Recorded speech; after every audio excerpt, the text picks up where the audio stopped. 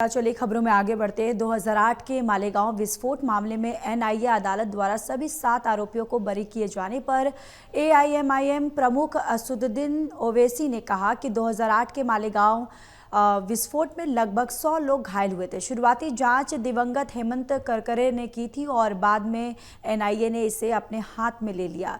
इस मामले की जांच त्रुटिपूर्ण थी और 17 साल बाद अदालत ने सभी आरोपियों को बरी कर दिया है। बीजेपी और महाराष्ट्र सरकार से हमारा सवाल है कि जब वे पहले के फैसलों से बेचैन थे तो वो सुप्रीम कोर्ट गए और उन्हें स्थगित करवा लिया। क्या वे अब सुप्रीम कोर्ट जाएंगे? मालेगांव 2008 का जो बम ब्लास्ट हुआ है और उसमें 6 नमाजियों की और करीब 100 लोगों की इंजरी हुई थी।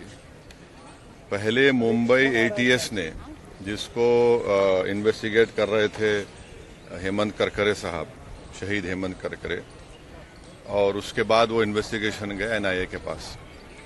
अब इसमें इन्वेस्टिगेशन बहुत गलत हुआ।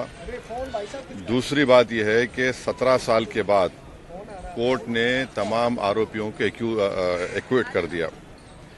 हमारा पहला सवाल मोदी सरकार से और महाराष्ट्र की बीजेपी सरकार से है कि जिस तरह वो लोग अपनी बेचैनी का इजहार किए थे और ऐसा लग रहा था कि उनके जिस्म में कोई बहुत बड़ी चीज छुप चुकी है, वो सुप्रीम कोर्ट भागकर मुंबई के जो ट्रेन ब्लास्ट में उन्होंने सुप्रीम कोर्ट भागे थे, सुप्रीम कोर्ट को गए, वहां पर जाकर उन्होंने उस जजमेंट पर स्टे लिया।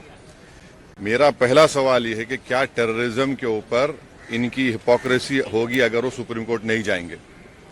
क्या वो सुप्रीम कोर्ट को जाएंगे? दूसरा यह है कि मिलिट्री ग्रेड आरडीएक्स वहां पर इस्तेमाल हुआ, एनआईए ने अपनी चार्जशीट में कहा। अब ये मिलिट्री ग्रेड आरडीएक्स इस्तेमाल हुआ तो फिर ये कहां से आया? भाई 2006 का बॉम्ब ब्लास्ट मालेगांव का 2 हुए, 2006, 2008। 2006 में आपने मुसलमानों को पकड़कर फुल पीटा, मारा, वो डिस्चार्ज हो गए। किसने किया वो? अब 2008 का ब्लास्ट फिर किसने किया? और तीसरा ये याद रखिए कि अगर साध्वी प्रज्ञा ठाकुर की मोटरसाइकिल पर ही वो बॉम्ब रखा गया आरडीएक्स मिलिट्री ग्रेड, और एनआईए ने कहा कि उनके पास नहीं था, वो 2 लोगों के पास था, रामजी कलसांगरे, जो अभी तक गायब हैं।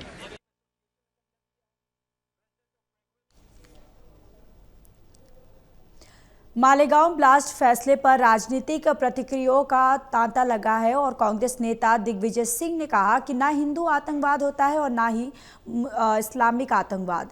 उन्होंने जोर देकर कहा कि हर धर्म प्रेम, अहिंसा और सद्भावना का संदेश देता है और कुछ लोग ही हैं जो धर्म का गलत उपयोग कर आतंकवाद को जन्म देते हैं। आतंकवादी हो सकता, न मुसलमान हो सकता है, न सिख हो सकता, न ईसाई होता है। केवल कुछ लोग होते हैं जो कि धर्म को नफरत की तरह उसका हथियार उपयोग करते हैं, वही आतंकवाद को जन्म देता है। बिल्कुल गलत कहते हैं।